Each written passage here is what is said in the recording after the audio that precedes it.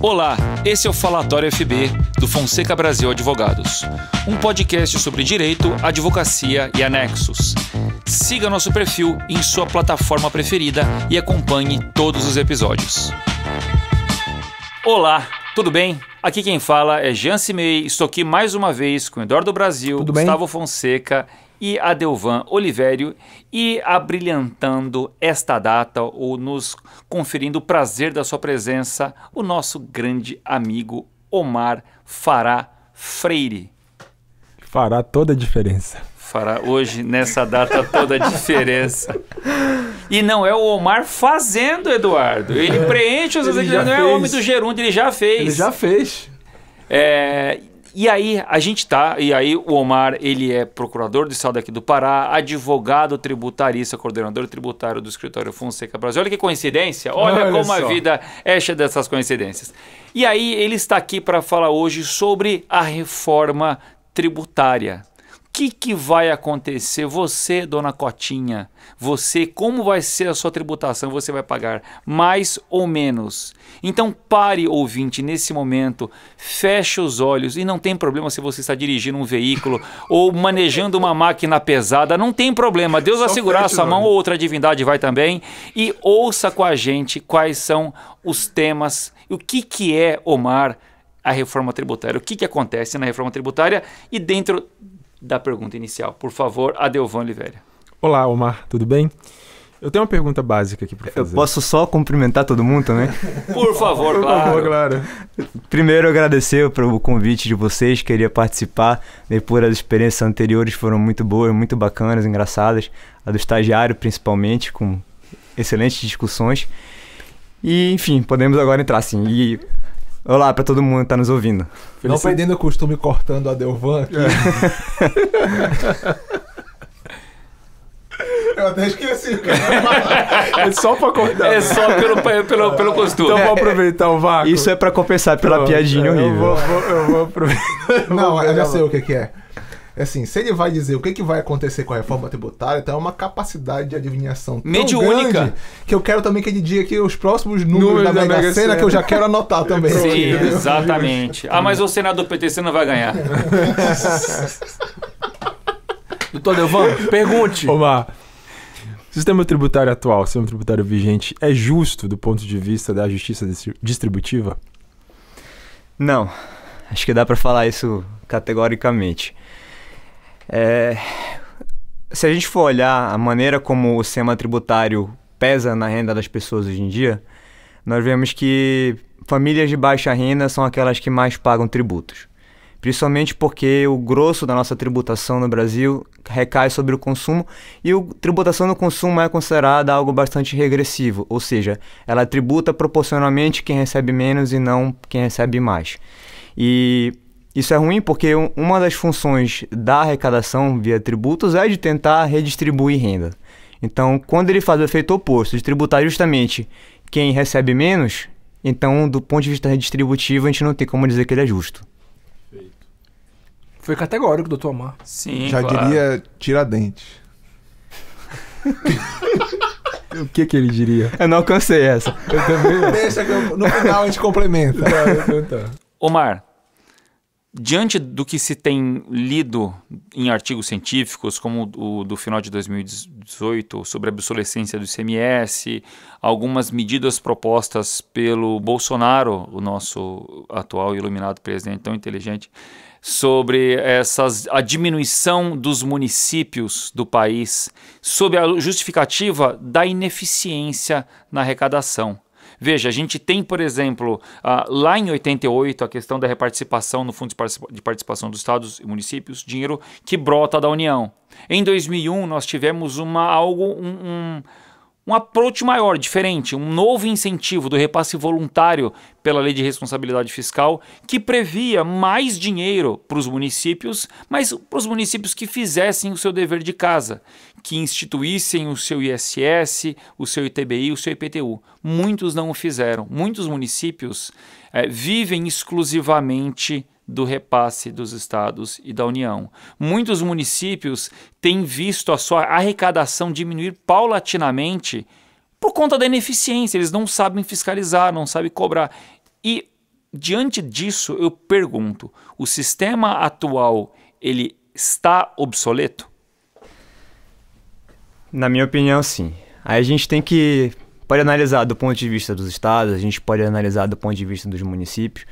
Do ponto de vista dos municípios, tem uma série de questões envolvidas com a diminuição de arrecadação. Tem, como tu falaste, problemas de fiscalização. Os municípios, aliás, muitos municípios do Brasil afora sequer têm ISS instituído. Dos que tem, não necessariamente tem uma estrutura de fiscalização muito boa, que vai poder fazer um bom trabalho de auditoria para fiscalizar, a apuração está sendo feita corretamente. E um outro ponto que gera um problema atualmente é que nós vemos cada vez mais serviços novos que vão surgindo, principalmente que envolvem tecnologia. E existe uma discussão grande se esse serviço... Aliás, a gente chama de serviço, mas a discussão é justamente se são ou não são serviços. E como o ISS só tributa serviços, não necessariamente eles seriam alcançados por esse tributo municipal. Então, na medida que nós temos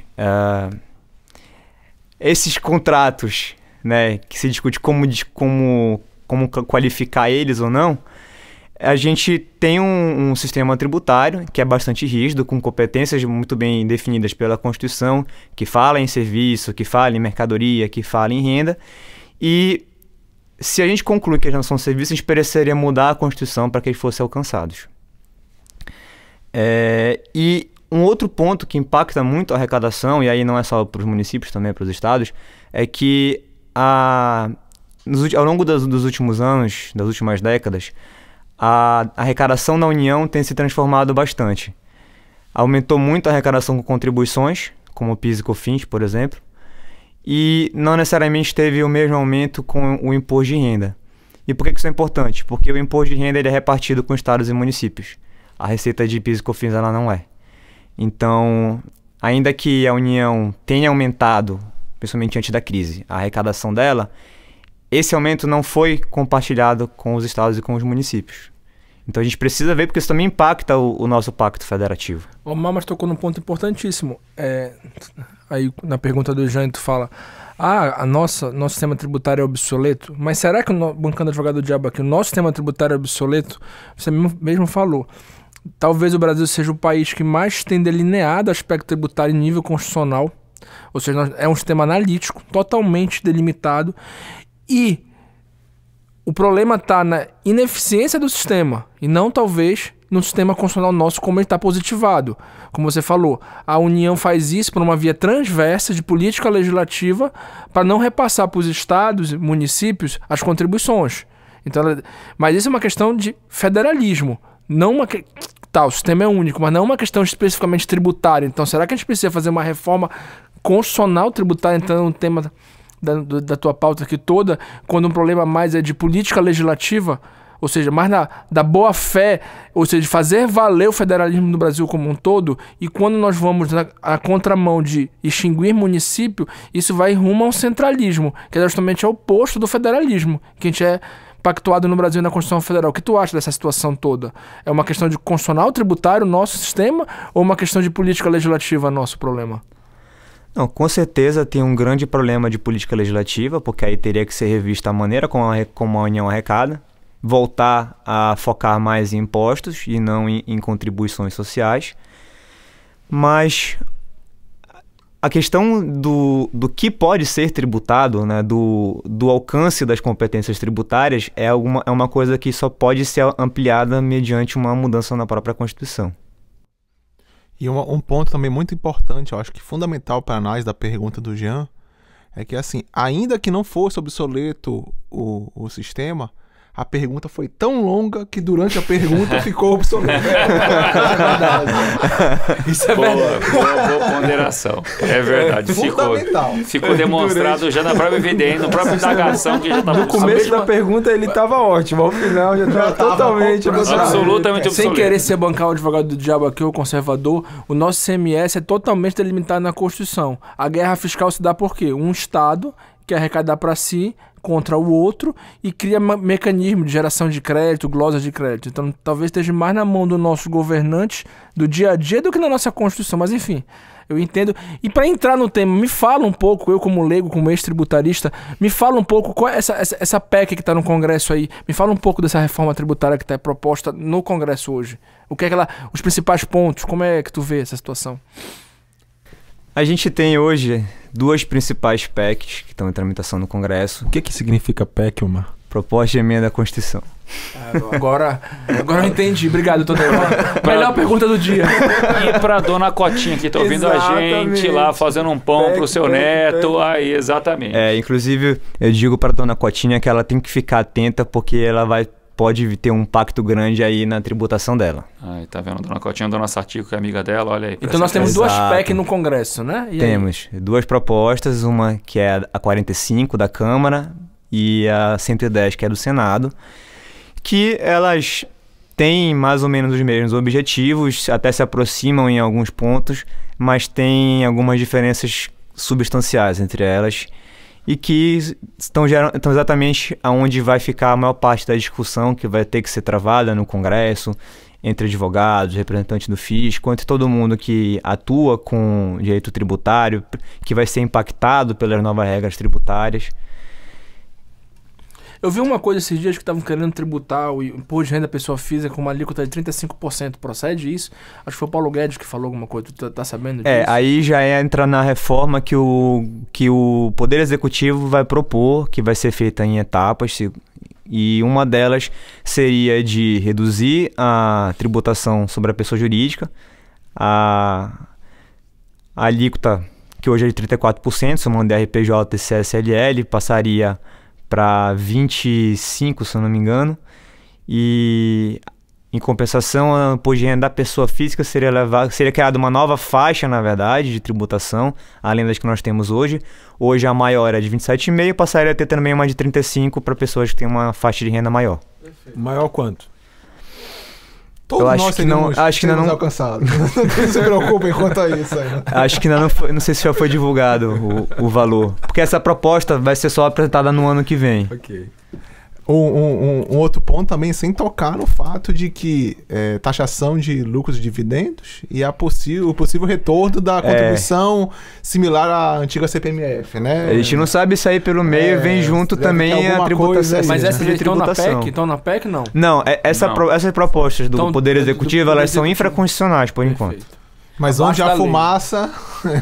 O grande ponto dessas duas alterações pelo menos o que muitos contribuintes ou advogados tributários estão questionando é com relação a ferir de morte o pacto federativo. Eu vou pegar uma parcela da competência dos estados que tem de constituir, de instituir, de legislar sobre o seu ICMS e vou jogar isso tudo para a União. Eu vou passar para a União através do IBS, o Imposto sobre Bens e Serviços, e o Imposto Seletivo, e a União passaria a legislar. O ponto é, mas o dinheiro vai ficar, ou a arrecadação vai ficar guardada às devidas proporções, resguardada para o Estado. Só que o ponto, pelo menos que eu gostaria de saber a sua opinião, é quando você busca independência na sua vida, esquece do Estado, você ser vivo, humano, terráqueo, ou alienígena, a gente não tem preconceito com nenhuma pessoa de qualquer outro ponto da galáxia. Você só consegue independência se você tem independência financeira, econômica, quando você não tem a sua mãe mandando você fazer isso ou aquilo. Você tem o seu dinheiro, você compra a sua casa, você consegue pagar o que você quer. Quando esse dinheiro, esse poder é tirado, mas a grana é mantida, dá-se a impressão que você voltou a morar na edícula do fundo da sua mamãe e recebendo a mesadinha dela. E isso ninguém quer para a sua vida. E o ponto é, isso não vai acontecer com os estados, nessas duas PECs, porque veja, eu chego num sistema mais simples, eu chego num sistema de uma alíquota única, eu chego num sistema que eu vou impedir os estados de legislar e de tratar de forma episódica as suas peculiaridades, as suas vicissitudes, as suas idiosincrasias específicas. Eu deixo de ter benefício fiscal pontual de estado por estado. Como que o sistema verifica, o Brasil está apto para isso, porque olha, alguns países da Europa têm uma alíquota única, sim, mas a Alemanha tem 6. Vários outros países têm tributações diferentes, ainda que sejam sobre o consumo. Países com uma realidade completamente diferente da nossa, com tamanho, inclusive, geográfico e cultural completamente diferente do nosso, né? E não vai ser uma alíquota de 30%, 25%, como tá se especulando por aí. Exato, mas assim, o ponto vai aumentar muito, principalmente o serviço. A ideia de que o serviço não vai ser afetado, isso é uma balela. Em várias oportunidades, o Everardo Maciel, em inúmeros artigos, tem apontado de uma forma, tem bradado isso. O médico que presta o seu serviço com uma nota fiscal de 5% de ISS no máximo, vai passar a prestar lá 25%. Então, o consumidor vai suportar isso. Você que pagava em toda cesta básica, tudo bem que vai ter produto alíquota mais baixa. Mas alguns estados que... Na 110, na 45 nem isso tem. Exatamente. Não tem nada. Não tem nenhum tipo de benefício, tributatamento. No projeto da 45, da né? 45. E aí, exatamente dentro... Não dá pra apertar o reset, não? Não dá pra voltar pra trás. A ponderação de quem critica essas propostas é que o sistema tá 100%. Não tá. Mas tá lá seus 60%, 70%. Dá pra ser modificado. O problema é que nessa tendência de simplificar as coisas, de buscar a navalha de Ockham para que todo problema complexo tenha uma solução simples, é uma navalha que não corta há muitos anos. A navalha de Ockham talvez sempre foi cega. E aí o ponto, Omar, é que eu quero saber isso de você. Como que funciona, pelo menos, como que ficam esses princípios dentro dessas propostas? Pois é, Jean. O receio maior é que essas propostas elas são divulgadas no sentido de que elas vão simplificar o sistema tributário, que eu acho que ninguém pode dizer que é simples, né? Que ele é complexo, todo mundo tem certeza. Inclusive surgem novas regras o tempo todo, de todos os lugares da União, dos estados, dos municípios. Em cada uma das falas do Jean apareceram provavelmente mais 1000 novas regras, tanto tempo que durou. O problema é que a gente lê essas propostas e não necessariamente isso vai acontecer. E se acontecer, pode ser que sejam pagos um preço muito alto por isso. Porque a gente, por qualquer delas, vai transferir para a União praticamente tudo que envolve o principal tributo sobre o consumo que os estados e os municípios têm. Na 45, vira um imposto federal. Pela emenda 110, pela PEC 110, ele seria um imposto estadual, mas instituído por lei complementar federal. E aí, por essas propostas, é um órgão federal que arrecada, é um órgão federal que distribui. Na 45, esse órgão federal é inclusive quem vai fazer representação dos estados se tiver questionamento judicial relacionado ao IBS, que é o Imposto sobre Bens e Serviços, está sendo proposto de ser criado. Aí os estados e municípios não poderiam mais conceder benefícios fiscais.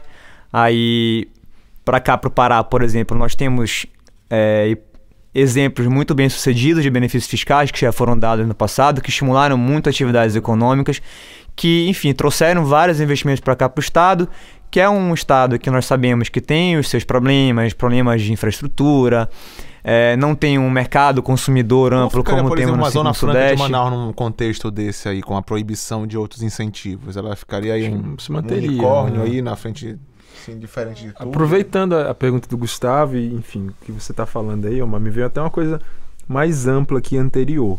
Diante de toda essa centralização tributária administrativa, né, que as propostas estão apresentando aí, a gente pode falar que essas propostas são constitucionais diante do princípio federativo? É justamente esse um dos principais pontos de discussão. Pode não parecer, mas foi essa a pergunta do Jean. De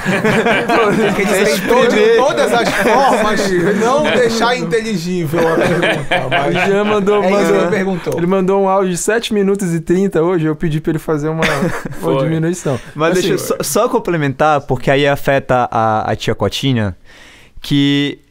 supostamente, para simplificar, nós estaríamos fazendo todas essas alterações. Só que o que não é dito é que para se chegar nessa nova tributação que está sendo proposta, ainda teria um período longo de transição. Quantos anos? De 10 anos, pelo menos, só para implantar o novo imposto, em que ele vai conviver com tudo que nós temos hoje. Isso, nós teremos 2 sistemas que Vai serão ser mais aplicados complexo ainda. concomitantemente. Ok. Então, tia Cotinha, se prepare para apurar 2 vezes o ICMS que tem hoje, o ISS que tem hoje, mais o IBS. Você, contador, você vai ficar rico. Você, contador, vai ficar Dá milionário. tempo de cursar contabilidade. Advogado também. Exatamente. Advogado tributarista. A gente... Depende, se sim, tiver outra pergunta do Jean, não dá tempo. Não dá. O ponto é, o nosso consumo, o jeito que o nosso país existe, ou tributa, ele tem uma discrepância. E aí, geralmente, e o ouvinte deve ter percebido isso naquele grande oráculo de informações precisas que é o Facebook. Toda vez que aparece alguém, olha o nosso sistema, olha como nós tributamos pouco a renda e muito consumo, e aí bota os Estados Unidos olhando a tributação do consumo. E aí, geralmente, nessas pequenas centímetros de informação, não tem informação de que eles tributam absurdamente o patrimônio. A gente fez uma opção legislativa, a gente olha e tributa mais o consumo e menos o patrimônio. Isso é uma pergunta muito comum em que eu já fui abordado algumas vezes, milhões de vezes na rua. Eu não consigo andar na rua de pessoas me perguntando isso especificamente. A tributação, essa proposta, vai afetar a renda ou vai afetar o consumo? Me diga, Omar. Não, o foco dela é afetar o consumo. Só que também não vai ter uma redução. Que me param na rua. Isso não vai implicar em redução da carga tributária. Não vai em discussão diminuir a redução arrecadação. de carga tributária. A ideia é manter o que tem hoje e supostamente simplificar. Mas a estrutura da tributação brasileira, a divisão da tributação nas diferentes bases tributárias vai continuar basicamente a mesma. Exatamente. Então, isso para ficar claro que a tributação sobre a renda não será afetada. E talvez também, até piore. E também porque aí que vem o problema de importar uma solução pronta de outros países. Porque a gente deveria pensar em reduzir a tributação sobre o consumo, mas também o Brasil não tem o nível de renda de patrimônio que tem disponível em países como os Estados Unidos. Isso é uma observação muito pertinente, que tá falando. Sim, exatamente. Um exemplo simples. Regularização de propriedade aqui. É patrimônio. Só que é muito difícil de lidar com isso, porque ainda existe uma desorganização muito grande na regularização. Sim. Então... E, Omar... No estertor da nossa conversa, no finzinho da nossa conversa, dentro do seu sentir, dentro dessas 2 propostas que estão andando as duas a passos largos, qual é a melhor e por quê?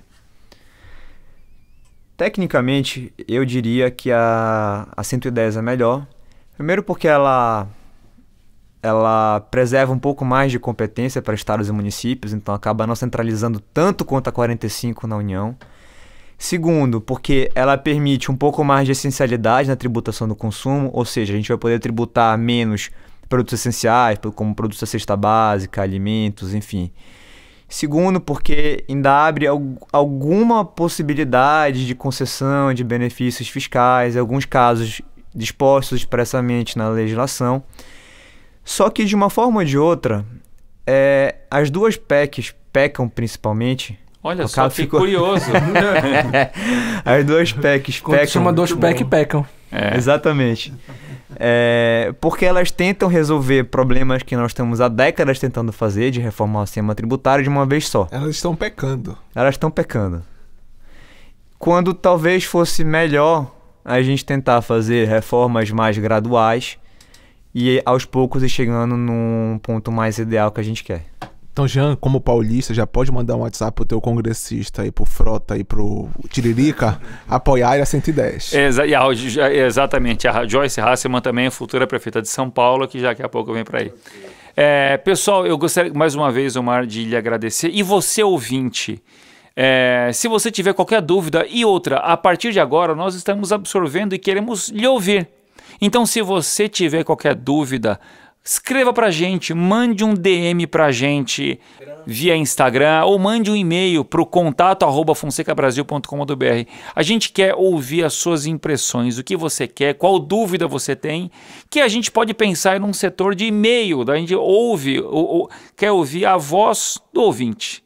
Ele então vai nos mandar, mas fica aqui o agradecimento ao Omar, Eduardo, Gustavo, Adelvan e a você que me ouve, para que a gente tentou aqui nessa tarde, nessa manhã, nessa noite, eu não sei quando que você vai estar ouvindo isso, mas para tentar trazer um pouco mais de luz ou de informação sobre esse tema tão candente, tão importante. Porque veja, os jornalistas já não sabiam explicar para o leitor a reforma previdenciária, quanto mais a tributária, que é significativamente mais complexa. Eu agradeço a todos e vamos torcer pelo melhor e que nenhuma dessas propostas passe. Muito obrigado.